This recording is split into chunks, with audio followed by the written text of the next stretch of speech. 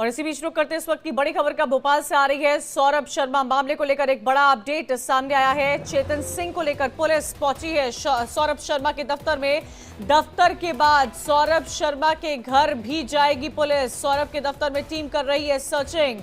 Arera colony में है सौरभ का घर और दफ्तर। तस्वीरें भी आपको दिखा रहे हैं। सौरभ शर्मा के दफ्तर पे पुलिस का सर्च ऑपरेशन लगातार जारी है। दफ्तर के बाद बताया यह भी जा रहा है कि पुलिस घर जाएगी। भोपाल से इस वक्त की बड़ी खबर, तस्वीरें आपके सामने। उसी कॉलोनी में सौरभ का घर है, साथ ही साथ उसका दफ्तर भी है। इस वक्त की बड़ी खबर आपको बता दे आ रही है मध्य प्रदेश के भोपाल से, जहां पर सौरभ शर्मा मामले को लेकर बड़ा अपडेट सामने आया है। ज्यादा जानकारी के लिए सीधा रुख करेंगे मुक्ता पाठक का। मुक्ता, क्या जानकारी मिल पा रही है? तस्वीरें सामने आ रही है, पुलिस सौरभ शर्मा के दफ्तर पर पहुंची है। बताया यह भी जा रहा है घर भी जाएगी पुलिस। क्या जानकारी मिल पा रही है? जी बिल्कुल, आपको बताना चाहूंगी कंचन, देखिए लोकायुक्त के जो पूरी कार्रवाई रेड लोकायुक्त से शुरू हुई थी, लेकिन उसकी जो कार्रवाई थी वो संदेह के घेरे में आ गई थी। और लगातार ये बात आ रही थी कि वो गाड़ी जिसमें कि सोना और नोट मिले थे, पैसे मिले थे करोड़ों रुपए, जो जंगल से मिली थी, वो लोकायुक्त रेड के समय ही घर से बाहर निकली थी। तो लगातार लोकायुक्त के जो पूरा जो कार्रवाई थी उस सवालों के घेरे में था। अब ईडी का जो छापा है आज सुबह से भोपाल में, ग्वालियर में जहां इसकी पैतृक संपत्ति है, और जबलपुर जहां इसका ससुराल है, तीनों जगह पे ईडी की रेड हो रही है। घर, दफ्तर, एक ये जो स्कूल बना रहा था, एक नया स्कूल बना रहा था, वहां पे भी ईडी के छापा चल रहा है। ग्वालियर में जो इसकी पैतृक संपत्ति है, और जबलपुर जहां इसकी ससुराल है, अब तीनों जगह ईडी की रेड चल रही है। और देखिए ये ईडी की रेड तो स्वाभाविक थी, क्योंकि एक लोकायुक्त की कार्रवाई जो है संदेह के घेरे में थी। दूसरा, जिस तरह से 52 किलो सोना और जो इतने करोड़ रुपए बरामद हुए थे, उसके बाद तो जाहिर ही था कि ईडी का रेड होगा। तो आज सुबह से जो है तीनों जगह पे ईडी की कार्रवाई चल रही है। जी मुक्ता, लगातार जैसा कि इस बात की जानकारी दी जा रही है कि भोपाल हो, ग्वालियर हो, जबलपुर, वहां पर ईडी की तरफ से कार्रवाई चल रही है। तस्वीरें भी देखिएगा, हम अपने दर्शकों को वो तस्वीरें दिखा रहे हैं। उस चांदी की तस्वीरें, उस 52 किलो सोने की तस्वीरें, करोड़ों में जो कैश बरामद हुआ था। सौरभ शर्मा जो कि आरटीओ के पूर्व कांस्टेबल रह चुके हैं, और कई सारे सवाल इसको लेकर लगातार खड़े हुए थे ईडी की तरफ से। मुक्ता, क्या कुछ कोई सोर्सेस के थ्रू क्या जानकारी मिल पा रही है? क्योंकि चाहे घर हो, चाहे ऑफिस हो, चाहे पेरेंटल प्रॉपर्टी हो, तमाम मध्य प्रदेश की अलग अलग लोकेशंस पर इस वक्त एक साथ ईडी की रेड जारी है। क्या कुछ अब तक बरामद हुआ है, इस बारे में कोई जानकारी? जी देखिए, अभी ऑफिशियल जानकारी तो नहीं है, लेकिन जो सौरभ का दोस्त था चेतन, उसको लेकर ईडी जो है भोपाल के उसके ऑफिस में पहुंची है। जाहिर तौर पे जो उसके दोस्त है उससे जो है पूरा जो है राज उगलवाने की कोशिश की जा रही है। और कल ही मैं आपको बताऊं, सौरभ ने वकील के थ्रू एक बेल की कोर्ट में वो लगाया था, उसने एप्लीकेशन लगाया था, और उसके वकील का कहना था कि सौरभ को जबरदस्ती फंसाया जा रहा है, ये सोना उसका नहीं है, कैश उसका नहीं है। तो उसने बेल की एप्लीकेशन लगाई थी, और उसके वकील ने कहा था कि उसकी जान को खतरा है। तो लेकिन आज जो है ईडी जो है उसके दोस्त को लेकर अभी भोपाल में यहाँ पहुंची है, और साथ में पैरेलल जो कार्रवाई है इंदौर और ग्वालियर में हो रही है। मुझे लगता है शाम तक और जानकारी मिलेगी कि ईडी को क्या क्या मिला। जी क्योंकि मुक्ता, अगर सौरभ शर्मा का बैकग्राउंड देखा जाए तो ज्यादा लंबा वक्त नहीं हुआ है। 2016 के आसपास की देखा जाए तो इसी नौकरी में दौरान उनकी भर्ती हुई थी।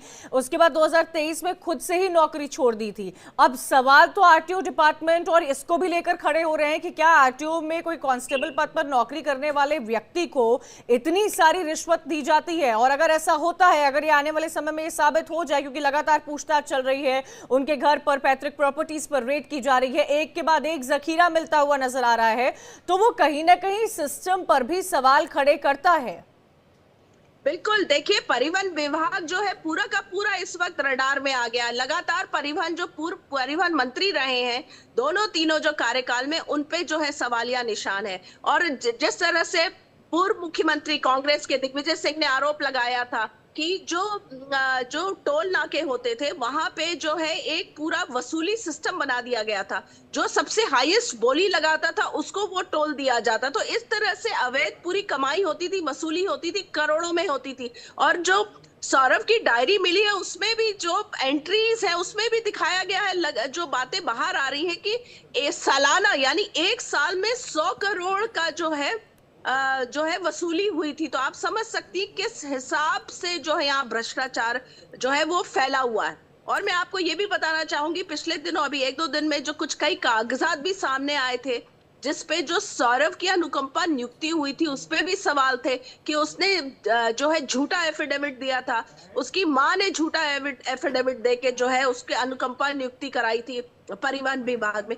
तो अब जो है लगातार जो है एक तरह से पिटारा खुल गया है, लगातार बहुत सारी और बातें उसी सामने आ पिटारे रही की तस्वीर जो है मुक्ता इस वक्त हम अपने दर्शकों को लगातार दिखा रहे हैं। किलो के बाद किलो सोना मिलता गया, चांदी मिलती गई, करोड़ों रुपए कैश मिला। तमाम जगहों पर इस वक्त ईडी की रेड चल रही है, चाहे भोपाल हो, जबलपुर हो या ग्वालियर क्यों हो, सारी एंसेस्ट्रल प्रॉपर्टीज को भी देखा जा रहा है और हर पहलू पर ईडी की तरफ से जांच पड़ताल की जा रही है। बने रहिएगा, मैं आऊंगी आपके पास। लेकिन अब सवाल ये खड़ा होता है कि कौन है चेतन सिंह गौर। सौरभ स्कूल का निर्माण करवा रहा था, दरअसल उस दौरान की बात है। चेतन कौन है, इसके बारे में इस वक्त आपको जिक्र दे रहे हैं। उसी स्कूल के सचिव के रूप में था। भोपाल के शाहपुरा में वो स्कूल जो है वो बन रहा था। काले कामों में सौरभ का साथ दे रहा था चेतन। स्कूल में सौरभ के परिवार के लोग भी शामिल हैं, जिसका नाम इस वक्त सामने आया है। बेहद खास बताया जा रहा है चेतन सिंह, सौरभ शर्मा का, जिसके तमाम ठिकानों पर इस वक्त जांच पड़ताल ईडी की तरफ से रेड चल रही है। स्कूल का निर्माण जो सौरभ करवा रहा था, उसी स्कूल के सचिव के पद पर चेतन था। भोपाल के शाहपुरा में स्कूल बन रहा था और इसी को लेकर लगातार सवाल भी सामने आ रहा है। देखिए मुक्ता, एक बात तो साफ है, जो सौरभ शर्मा के करीबी हैं उनसे भी पूछताछ की जाएगी, उनके ठिकानों पर भी ईडी पहुंचेगी, उनको भी इस वक्त चेताया ही जा रहा होगा। जिन लोगों की मिली भगत सौरभ शर्मा के साथ रही होगी, इतने किलो सोने और चांदी और करोड़ों के कैश में, वो कहीं ना कहीं अब रेडार पर हैं ईडी की। उनको संभल जाना चाहिए, क्योंकि एक के बाद एक कई परत दर परत खबरें सामने आ रही है। जी बिल्कुल सही कहा आपने। देखिए वो जो डायरी मिली है जिसमें 100 करोड़ का हिसाब है, लेन देन का हिसाब है, नाम लिखे हुए हैं, बहुत सारे नाम सामने आ रहे हैं। हम कह इसलिए नहीं रहे क्योंकि ये ऑफिशियल नहीं है, ये सब जो है अनऑफिशियल सोर्सेस से जो पता चल रहा है। लेकिन हाँ बिल्कुल, जिस तरीके से वो जो गाड़ी जो बाद में जंगल में मिली थी जिसमें 52 किलो सोना और करोड़ों रुपए थे, वो भी जो है सीसीटीवी फुटेज अगर देखा जाए उस दिन का, तो वो दिन भर जो है भोपाल में घूम रही थी। ये भी कहा जा रहा है कि जितने लोग जो इन्वॉल्व हैं, जो सौरभ के इनर सर्कल है, उनके घर से जो है सोना कलेक्ट किया जा रहा था, कैश कलेक्ट किया जा रहा था कि कहीं लोकायुक्त में जो है उनका नाम ना, वहां रेड ना हो जाए। तो वो सारा कलेक्शन होके वो जाके जंगल में रखा गया और उसको जो है ऑटो में 2-4 ऑटो में करके उसको जो है रवाना करना था। लेकिन उस बीच में जो है वो गाड़ी पकड़ी गई, लोगों की निगाह चली गई, लोगों ने पुलिस को बताया, पुलिस आई, उसके बाद आईटी और ये, तो उससे जो है पूरा मामला उजागर हुआ। ने तो इसको भी ठिकाने लगाने का पूरा इंतजाम हो गया था। मैं जैसा लगातार बता रही हूँ, लोकायुक्त की पूरी कार्रवाई जो है उस पे सवाल, काफी सारे सवाल लगातार उठ रहे हैं पिछले 3-4 दिनों से। और जिस तरह से सोना और चांदी मिला, तो उसके बाद ईडी का इसमें इस पूरे मामले में एंट्री होना वाजिब था। और अब जो उसके दोस्त है चेतन, उसको लेकर वो पहुंचे हैं। जाहिर तौर पे वो जो उससे पूरा सवाल पूछा जा रहा होगा, पूरा जो है कागज खंगाले जा रहे होंगे। अभी सब जगह जो है, जैसे सौरभ शर्मा के इस काले धंधे में सौरभ शर्मा के साथ जुड़े हैं, ईडी उन हर को पकड़ेगी और सवाल पूछेगी और ठिकानों पर